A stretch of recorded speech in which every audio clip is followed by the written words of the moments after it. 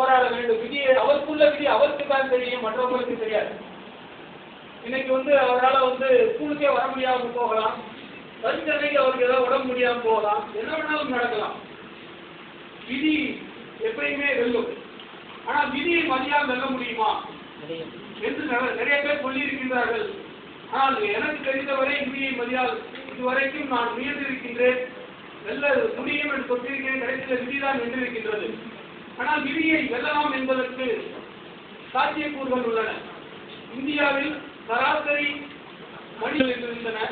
ஆனால் டாக்டர்கள் எல்லாம் அவர்கள் ஆராய்ச்சி செய்து போராடி பற்பல சிகிச்சை முறைகளை கண்டுபிடித்து தற்போது 65-70 வரை கொண்டிருக்கிறார்கள்.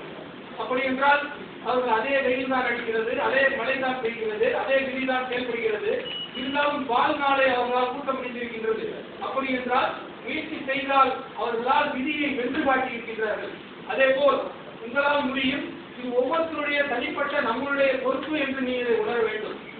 என்ன யாரு சொன்னாலும் கேட்கக்கூடாது. இது என்னுடைய பொறுப்பு, எனக்கு தான் தெரியும் இன்னைக்கு எவ்வளவு